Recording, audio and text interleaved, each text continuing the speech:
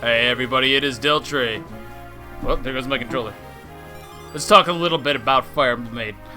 So as crazy as this might sound, Fire Emblem 8 is probably my favorite of the GBA trilogy. I know, blasphemous, but hear me out. So the story is pretty good. I mean, it's really nothing special, I'll give you that. But what really makes it memorable would be the characters, right? The villains, the side characters. Who doesn't like Cade? Like, dude just wants to be a king, but god if he's not entertaining. Valter's a pretty fucked up guy, if anything. He's a freak. I'll put it frankly, he's a freak. But I mean, just like Narshan, entertaining guy. I like seeing him on screen. He's weird. I actually wish he got more screen time, to be perfectly honest with you. But while basic, I think the story does a really good job. Leon's probably one of the better Fire Emblem villains that this series has ever had. It's very intricate. There's a lot of things going on with him. I'm not really here to talk about the story though. As much as I like Fire Emblem 8, there are some problems with it, right? There's some really... Oh gosh, something in my throat, I apologize for that. There's some really obvious problems with it though, right? Namely, the difficulty. It doesn't exist. There's almost nothing hard about this game. You could basically beat it with your eyes closed. You could beat it half asleep. Hell, the game gives you the very best character in the prologue. I mean, everybody knows about Seth, right? Completely ridiculous, completely overpowered, can literally solo the entire game by himself. If you give him every kill, he'll be good to go for the final map. It's actually really ridiculous to think about. I don't think there's any other Fire Emblem game that can be trivialized so easy. I know you could probably solo some other games, sure, but not like this, man. Not like this. No effort whatsoever. Another thing that's pretty strange about this game is they brought back the skills system, but then they didn't really do anything with it, right? So you have Great Shield,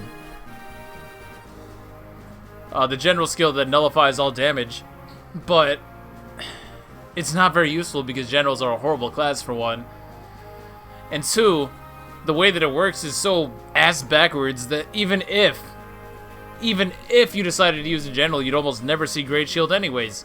Skills shouldn't be based on level, but that's a different story. What else did they break? They brought Sure Shot. Probably the most useless skill I've ever heard of. So, it's a skill that lets you be 100% accurate with your attack. Again, it's based on levels, so you'll never really see it. But then they gave it to snipers, a class renowned for their high skill and accuracy. I think I'm coming down to something. Yes, a class renowned for their high skill and accuracy. So even if you see Sure Shot, chances are you weren't gonna miss anyways. So there's two useless skills right there. Now the third one they brought back is essentially Luna, which is pretty interesting. It's called Pierce in this game, but again, it works on this stupid level formula. And not only that, it is glitched at 2 range. If you activate Pierce at 2 range, the game freaks out and freezes. So even the most useful skill is broken. It's useless. If you use it at range, you will freeze your game. They were onto something with this game, though. They really were. Fire Emblem 8 is just a game with so much potential, so much going for it, but they just missed their opportunities. Despite that, I'm really willing to look past the flaws personally for a lot of the strengths that it has. Like I said, the villain is very memorable. The story, while nothing special, is definitely made by those characters. The side characters, too, very interesting. The music is phenomenal. This is definitely the strongest Fire Emblem. I almost want to say it's the strongest Fire Emblem soundtrack, period, but it's definitely the strongest GBA. There's a few other games that can give it a run for its money. But tell me when you hear Powerful Foe for the first time when you're fighting, like, Kalak or Volter. Tell me that shit's not awesome. Or what about the final map theme, right? What's it called? Land of Promise, I think? That shit's awesome, too. That really does a great job of... It just feels so final.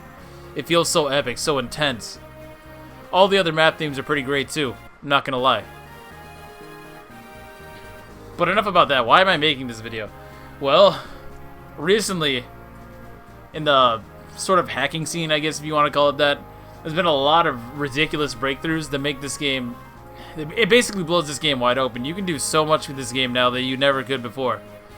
The most interesting of which, in my opinion, not to discredit any of the other hard work of other people, because there's a lot of interesting things that have been done with this game. But the biggest thing that's come up as of late is a skills system. That's right, like a skills system, like Fates, like Awakening, like Fire Emblem 4, like Fire Emblem 5. So this shit is crazy. This shit is absolutely wild. But of course, being me, it wouldn't be enough to just add in a skills system and call it good. Now, I had nothing to do with this. I believe it was a user... Oh man, I always get these two users confused for some reason. But over at Fire Emblem Universe, a user by the name of Circles Everywhere. It was sort of a group effort, but I believe he was the one that constructed this and put this forth. Sort of dissected the game's code and said, okay, now there's skills. I mean, I'm not exactly sure how the hell they did it. I assume some sort of sacrifice was involved, perhaps some dark magic.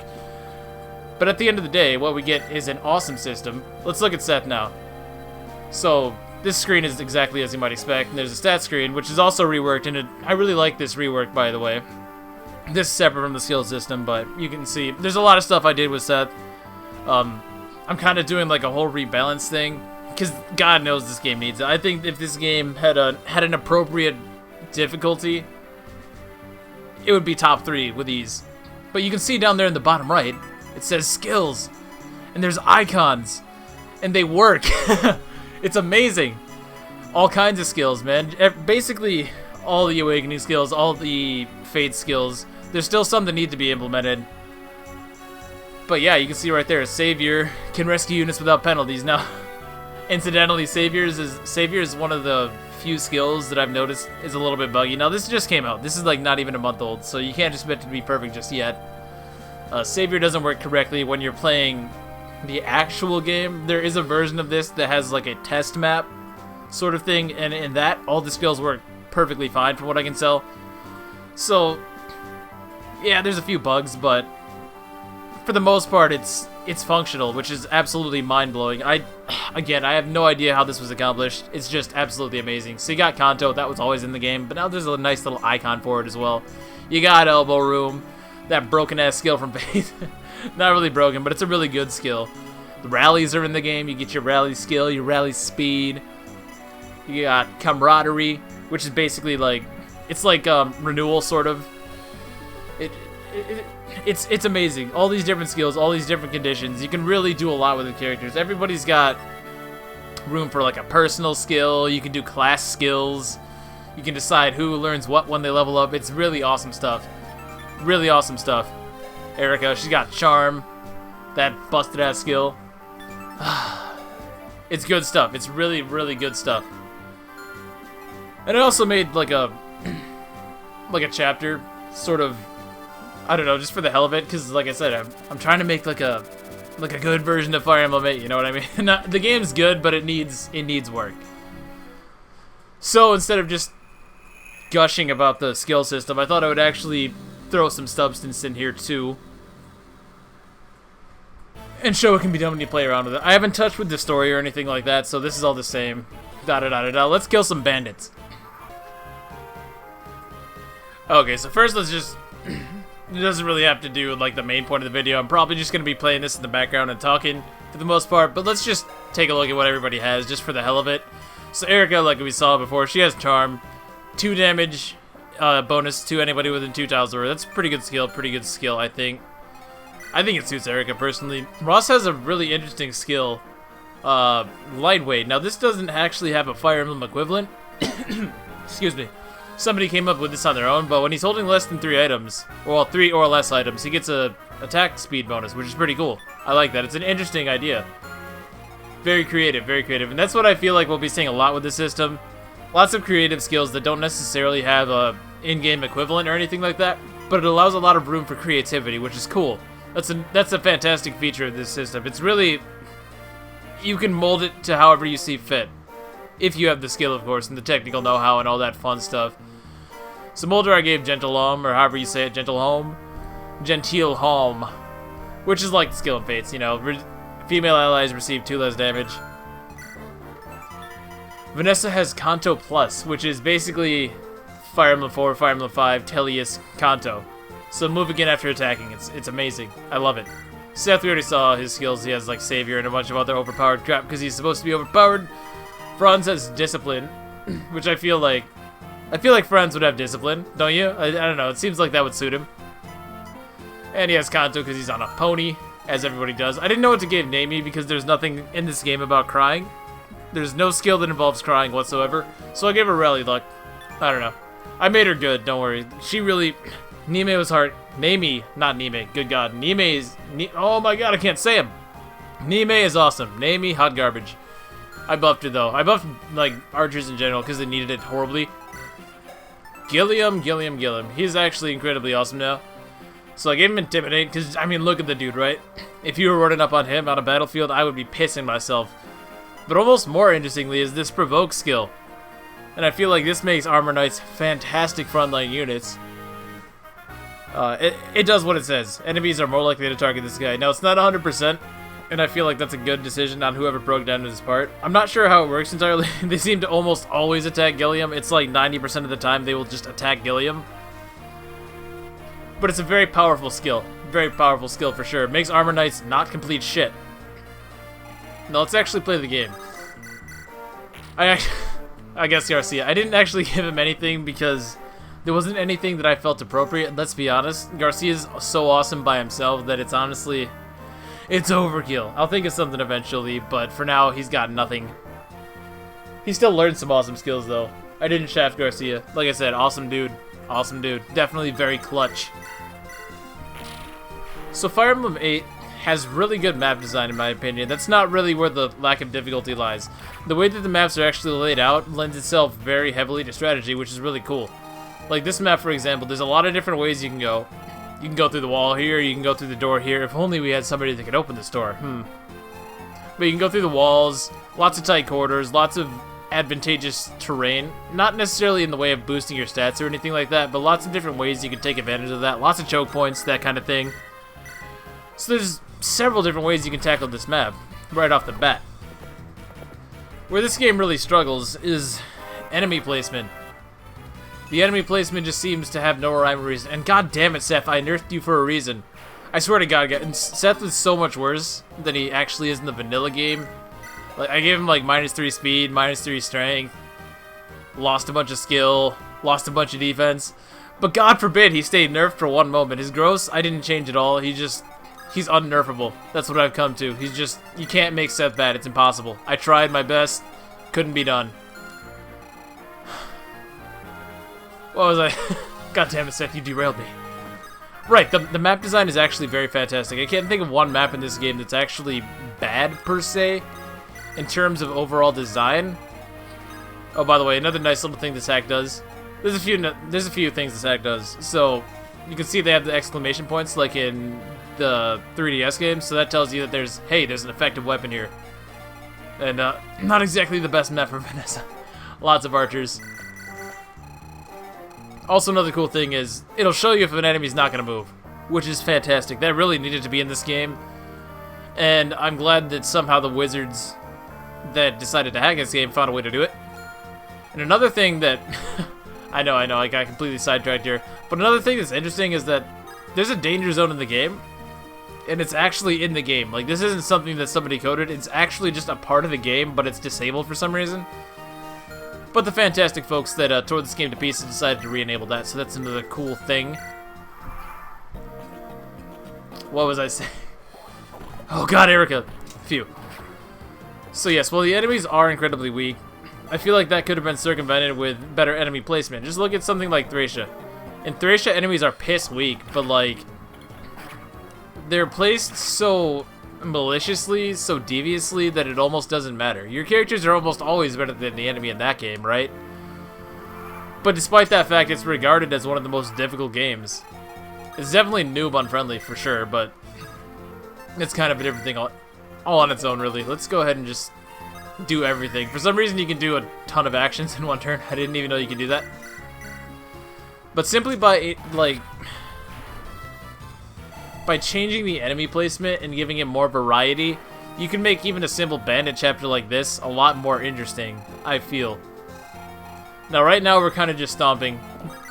But it's sort of an early game chapter. I still wanted it to have, like, a difficulty curve, you know? So, what do you expect? But now it's not just bandits. There's archers, there's thieves, I don't understand why thieves aren't more common as an enemy, especially on a chapter like this. Look at what Fire Emblem 3 did, and what Fire Emblem 12 did by extension. Lots of bandits in that game. Lots of bandits in those games. But they come in multiple varieties. You have your axemen, and then if it's appropriate, they'll also throw thieves at you. And thieves can be pretty dangerous enemies. At least when done correctly, I think. Let's try to give Ross a kill. If he misses, he's probably dead. If he misses, he's probably dead. Gilliam dodged in 89? What the hell, man? He didn't even need to do that. Yeah, let's give Ross a kill. Oh, God. We're doing this. Fortunately, because of that lightweight skill, he's not going to get doubled. Should probably turn Mulder's animations off. I lost my train of thought again, sorry. I'm really excited that this is a thing, I'm not going to lie. It's really, really impressive to me that this is even a thing. What was I saying? So the maps in this game, they're good, generally. Right, the enemy placement. The enemy placement is really where it falls short. Because again, like, just look at Thracia for a perfect example. The enemies don't have to necessarily be better than you or anything like that. If you just make them more tricky to navigate. If you make their attack patterns more devious. If you create, like, harsher scenarios. I don't know if that's really the word I'm looking for, but I hope that's making sense. If you make scenarios that sort of play to the enemy's strengths, it's suddenly that much better. Which is why, for example, on this map, I've included thieves as enemies. Now, obviously, I have control over what their growths are going to be, like, what their strength's going to be. These guys actually rolled a little bit stronger than they normally do. Normally, they have, like, 6 to 7. These guys have 8, so that's kind of scary.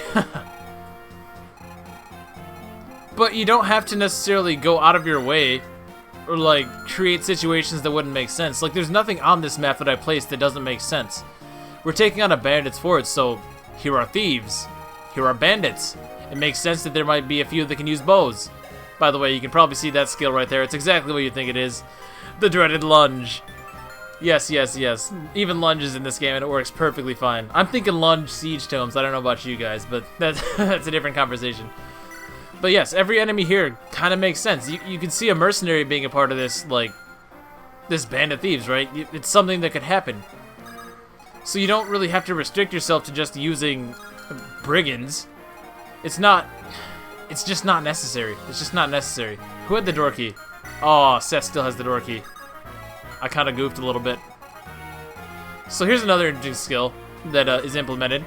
Pass. So this guy can actually totally bypass my guys, so that's something I have to think about when I'm planning this next move.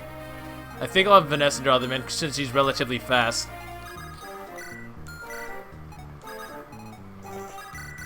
We could do something like that. I don't know if I really want Naomi to shoot this guy or not. I could just give it to Garcia because he's not going to screw me.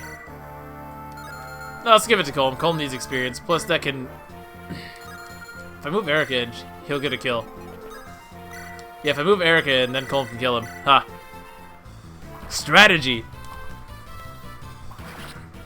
But particularly with the skill system, I think that with good enemy variety... I know I'm going back like 3 or 4 minutes in commentary here. But I think that good enemy variety... Oh, I goofed. Why didn't the thing happen?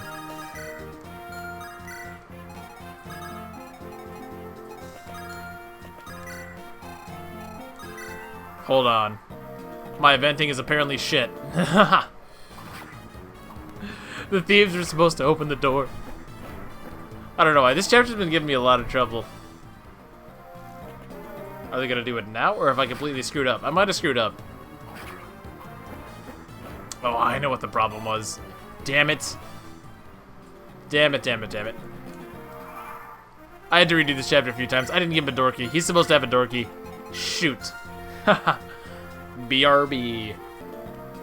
Okay. Oh, god damn it, Erica. Ruining my train of thought. I was gonna say, this time I remembered to give the thief a key. Here's another cool thing that they added to this. You can actually see the hit rates and the damage rates and everything, even with animations off.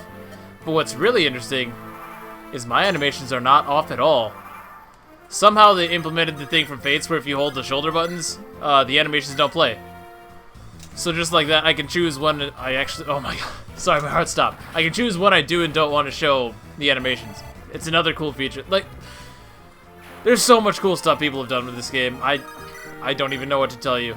It's actually ridiculous. Oh, Gilliam, you're breaking my balls. You're breaking my balls, man. I'm not sure what I'm going to do about that now. I guess he gets to live for today.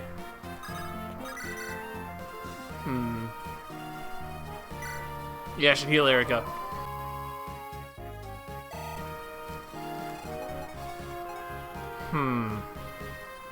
Yeah, I guess I can still have Seth kill this guy. What was I even talking about anyways? I think I was talking about the difference that it makes with stronger enemy placement.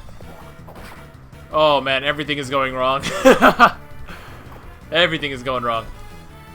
But for example, in this first room here, now to be fair, this has a lot to do with the skill system as well, in order to increase the strategy with provoke here. But in this first room here, so you have a bandit here who can attack somebody who breaks down the wall and takes on this first bandit, right? They're kind of covering each other. And you also have this archer here who can shoot anybody who steps into this room. But if you come down here with Gilliam, with the provoke skill, anybody who steps into this room is going to be perfectly safe from this archer, meaning that the risk of going into this room is very low. It's something like that that adds a good depth of strategy to it. And you don't necessarily need the skill system in order to pull something like that off. Just simply by having enemies cover each other more intelligently, you can create a lot of situations where you really need to think about your moves before you just rush in recklessly. And I think this game could have benefited a lot from something like that. Unfortunately, it's not present at all in the regular version of the game. Or very rarely. I mean, you see stuff like status stabs and whatnot. But even then, quite rarely, and not to the extent that a game like this really needs, in my opinion. But it's not hard to make a situation where you need to think, you know? Where you need to put some brain power into it. And it's a strategy game at heart, right? So that should be a given, right? You would think.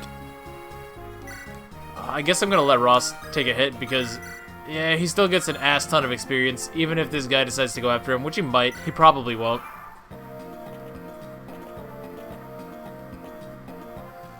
But to go back to the enemy variety thing,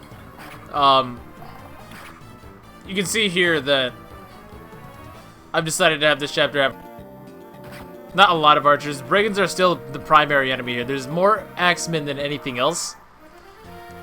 But I don't see what was wrong with adding like a thief or two as well into the mix, right? So now you have these strong but relatively slow guys who can hit you really hard, but they're probably not going to connect.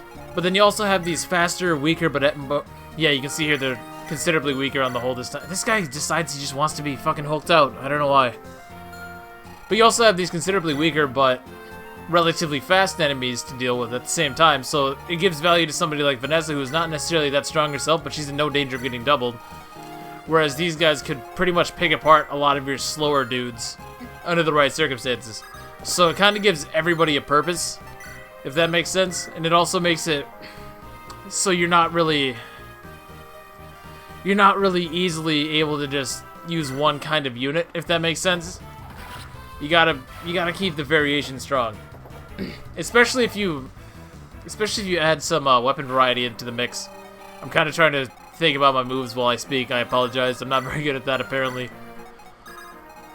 I think I'm gonna do the same thing and have Colm kill this archer. Do I want to heal Erica? She'll dodge. This guy only has a hand axe, right? Yeah, he has a hand axe. So I can move her in. Get the Iron Sword just for evasion, I guess. Let's get Colm a kill. Oh, I forgot to turn his animations on. Oh well. Also, I gave him Kanto Plus, because that seems like an interesting skill for a thief, right? So he can attack and move. There's a nice little glitch. Like I said, there's a few little things here and there. For the most part, pretty solid. But I think... I keep getting so distracted, I apologize. It's just a lot to really play around with it. I'm really excited to be able to do this. Especially because the Game Boy Advance games are personally my favorites.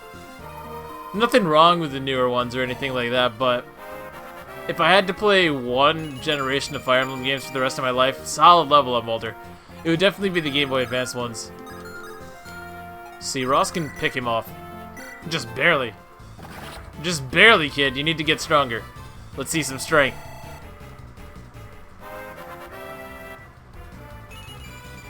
Yeah, that's that's exactly what I wanted. Speed would have been great, but I guess you get what you ask for.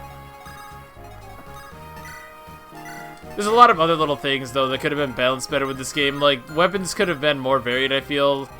And that's something that's true of really all the Game Boy Advance games. Basically, the way it works is just, like, it's a system of strict upgrades. So, steel is just better than iron.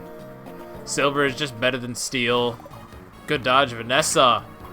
Didn't really need that, though. He only has a slim sword. I did make the slim swords more like S-Tox, though, to go on to the weapon variety thing. Nobody uses slim swords, or slim lances for that matter, in the original game, right? Unless you have a unit with incredibly low constitution that absolutely needs the low weight for whatever reason, you would never use those weapons.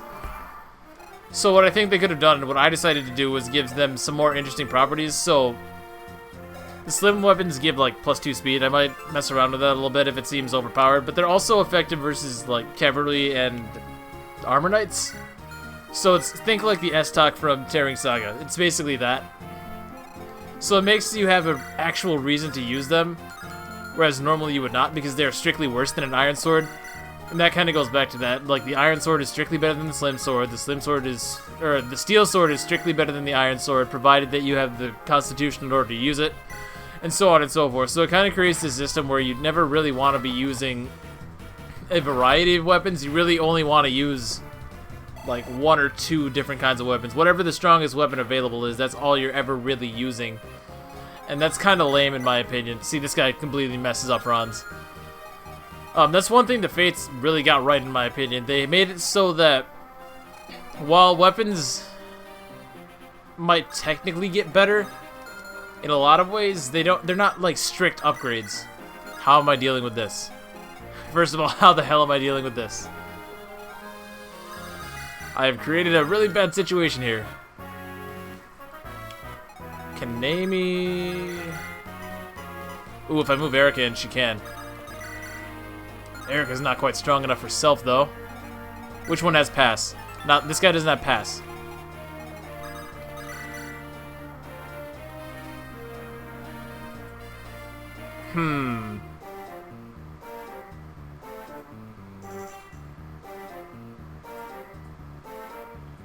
She's... Oh, the steel sword is so heavy, that's why. Right. That would make sense. So if I do this, then I could toss a javelin with friends, I guess?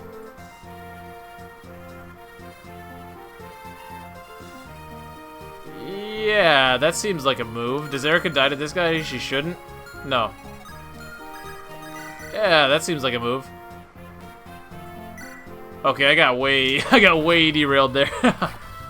Can't even beat his own game. This guy sucks. But I kind of like the way the Fates did things in that some weapons are more like side grades, not necessarily direct upgrades. I feel like some of them were handled poorly, like silver weapons, for example. The fact that they continuously nerf your stats is pretty dumb in my opinion. I don't like it. I am not a fan. But on the other hand, they had like steel weapons being stronger, but you get a speed penalty, like an inherent speed penalty, though. It's not dependent on constitution or strength or anything like that. If you're just gonna lose speed. And I think that that's a good idea, actually. I know some people don't necessarily care for that, but I honestly think it's a good decision. Because that way, you're actually using a wider variety of weapons in theory. Now, again, the way they did it wasn't necessarily the way I would have handled it. But I think encouraging you to really take advantage... Oh my gosh. Pop-ups everywhere. Encouraging you to take advantage of different weapons in different situations, I think that's good game. Thank you, Vanessa.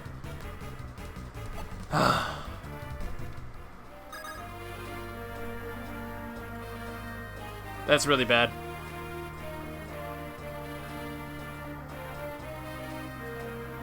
No, it's fine, it's fine. It's fine. It's fine, I promise, guys. This guy has not enough to kill Gilliam because Gilliam is a fucking monster. Friends can't use it, I have goofed. No, this is possible. This is possible. Vanessa kind of screwed me. Vanessa kind of screwed me. Vanessa! Why are you doing this? Why are you doing this, Vanessa? This guy needed to die, though, because he had pass.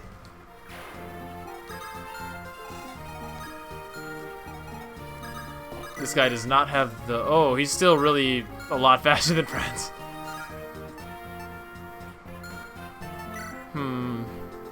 Oh, if you're wondering why Franz can double with the Iron Lance, or it gets double with the Iron Lance but not the Iron Sword, it's because I did like the Tellius series where your strength determines how much speed you lose compared to weapon weight. I hope that made sense. I'm not really with it today, I'm not gonna lie to you guys. Let's see. This guy will totally mess up Gilliam. I think Vanessa missing might have screwed me. It might have screwed me. Well, I can finish my thought at any rate. Oh, I forgot to change the items back. That's no big deal. I do think that by creating more variants... Oh, now she gets a dodge.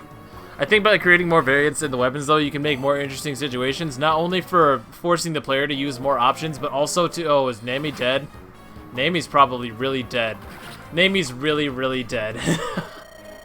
See, thieves can be dangerous enemies, damn it. I'm just gonna go on with it because this isn't really that serious or anything. Not only though, with more varied weapons, can you create more situations where you're gonna want to use different things. You can also make more interesting setups with enemies, I think. So it's definitely something that Fates was onto something with, but I don't necessarily agree with the way that they did it. That was the lunge guy. Oh yeah, that guy had lunge. Shoot, that's actually bad. That's actually bad.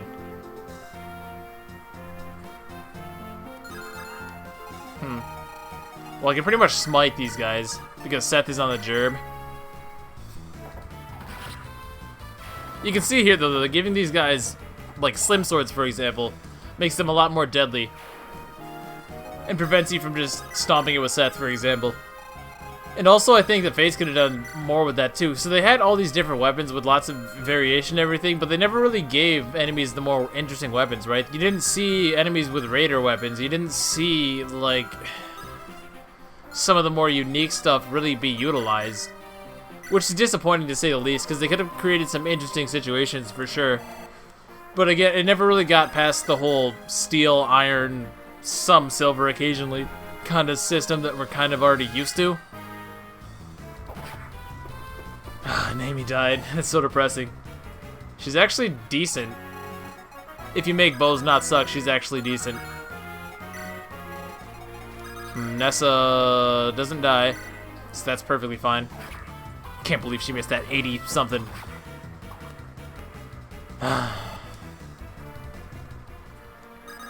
I think that really just about covers everything that I really feel is wrong with this game, though. The enemy placement, again, it could have been better. I think the weapon variety really adds to it as well. If you make the weapons more interesting, you automatically make the maps more interesting. There's just really no two ways about it. Automatically, things are more interesting. As you add more options, things become more interesting. Just because things never really feel stale that way, you know? It's not like, oh, it's another map with everybody has iron weapons. Oh, now everybody has steel weapons. This guy might have a javelin or whatever. Yeah, let's get it, Erica. Let's get it in, Erica. So I'm not really sure how I'm going to do this last room here. I haven't actually, like, I've tested some of it, but I changed up how this last room works pretty dramatically. Basically, once I step into this room, these guys are going to run forward. The melee dudes will come first, and then the archers will come one turn later. If I invented it right, man. If you ever want to hack yourself, God, just have patience. You're going to need patience, because if not, you're going to go insane real quick. Let's see. Do I want them to come yet? It might be kind of bad if that happened. Vanessa missing really set me back a lot.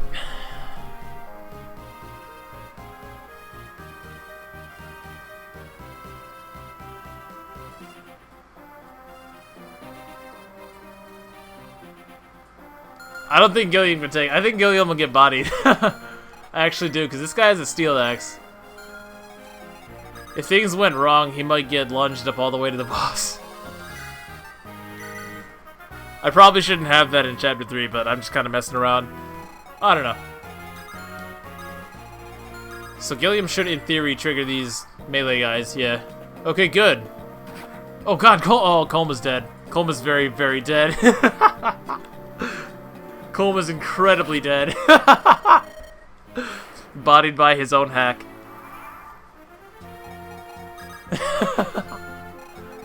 Well, now you've undone yourself, because this guy's out here. And I don't really care if Seth gets lunged into that room. Not now, anyways. Before, it would have been kind of bad. 3 archers and all those mercenaries probably would have killed him. They most certainly would have killed him. But 2 archers, on the other hand, not so much. And since he won't get lunged in front of the boss, it's totally fine. Yeah.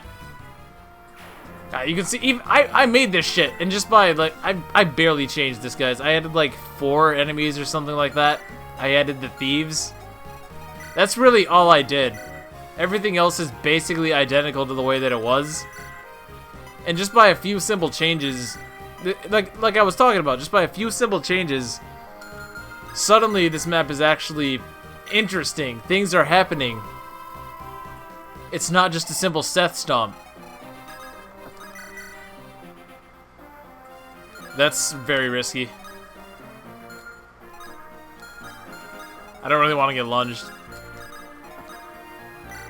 Now, saying that the skill system itself is like a simple change isn't necessarily true, but this would be just as well, even without that, right? In my opinion, it most certainly would be. Giving archers longbows with extended range, that's another, like I said, I buffed bows. Bows needed a buff. Bows haven't really been good except in Fates, and depending on the game, I guess, it really has a lot to do with enemy composition, whether or not bows are good. But if you make them a little bit more interesting, like the longbow, for example, give it maybe another point of range. It should be stronger anyways. I also made it stronger because the longbow had like, what, 8 power? It was like an iron bow, but with 1 more range and like no accuracy.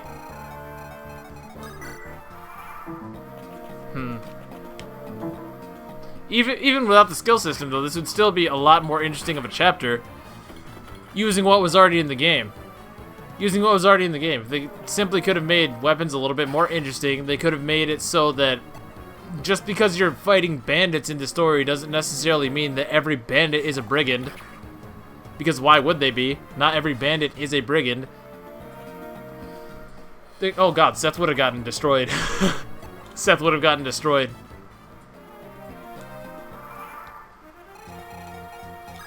Let's see here. I really don't want Erica to get sucked into that. Yeah, I definitely screwed up. Losing Colm and Nami really sucks.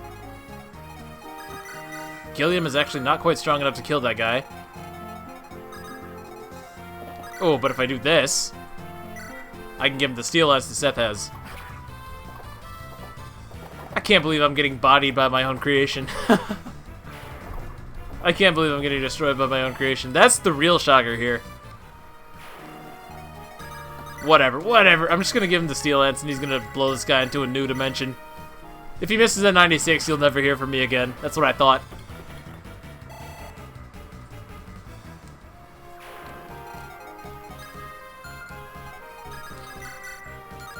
Okay, Nessa is still pretty frail. Can I move her into the corner? No, I can't, so I'll attack this guy and I will move her back. How worried am I for Erica's safety if I start moving her in? Man, losing all that firepower really sucks, actually.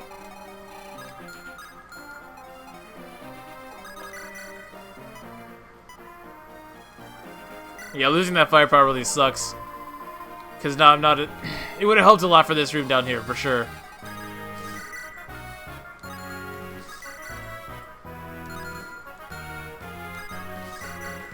I assume they'll go after Erica. I hope they go after Erica. Holy crap.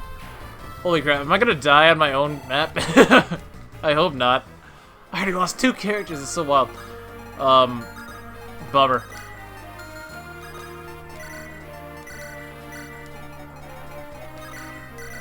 Yeah, let's do that. Oh, no, I gave her the steel sword. She has the steel sword. There's from... Okay, I was wondering where the rest of my units were. Like, I didn't lose that many guys, did I? Ouch.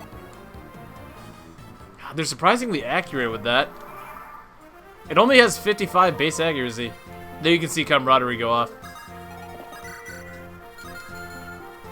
I can't get over this skill system, guys. It's actually just way too... It's way too much. It's really no secret that I have issues with the 3DS titles. I think they're pretty good games in their own right, depending on the title we're talking about. I really don't like Revelation at all. I think it's horrid. It's probably the worst Fire Emblem game, in my opinion. For the time it was released, Shadow Dragon has not aged well. Not Shadow Dragon, but like the OG Fire Emblem. It hasn't aged well, but I think in 1980, whatever, it was probably pretty decent. It's certainly at least worth playing, but honestly, I don't even think Revelation is worth playing at all. Unless you really need that file where you have, like, all the characters or whatever. I can respect that, but, GBA, though, is really good, in my opinion. It's definitely my favorite era, overall. There are different games from different eras that I like, but overall, this is definitely the strongest one, in my opinion. So seeing a fully fleshed out skill system, really, it really just blows my mind in so many ways. And I cannot wait to see what people do with this. Now, I feel bad for you Fire Emblem 7 guys who've been hacking that game your whole life, because, like, I don't know, man. It's going to be hard to compete with this. It's going to be really, really hard to compete with this. I think they have, like, strength magic split, so that's pretty cool. That's pretty cool. But it's no skill system, man. It's no skill system. Hopefully it'll be ported over for you Fire Emblem 7 guys eventually. But for right now, I can't help but feel a little bit bad for y'all. Alright, so Gilliam's gonna get smacked. But that's fine. He can take it. He can take it.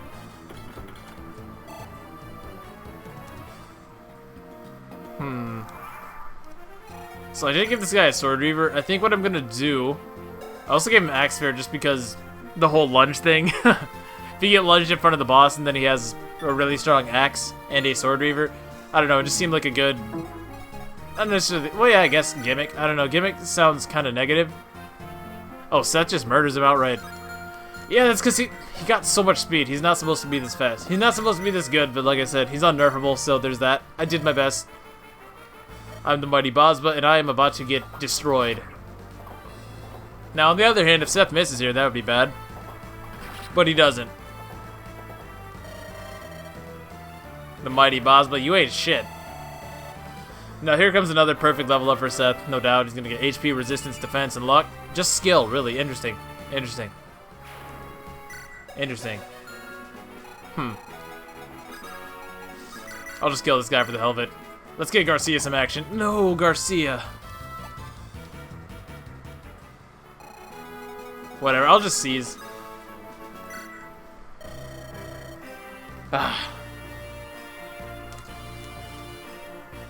So I think that's enough of this little detour. I just really wanted to show off the whole skill system thing and all the really cool things that can be done with this game. Now, the skill system is obviously the newest one and the one that I'm personally incredibly excited for. I mean, hell, I'm trying to base a whole ROM hack around that one system, right? But there's a lot of really other cool things that I felt like probably deserved exposure, like the danger zone, the little icons that show up when there's an effective weapon nearby. Lots of cool little quality of life things like the L button, the L button show animation hack.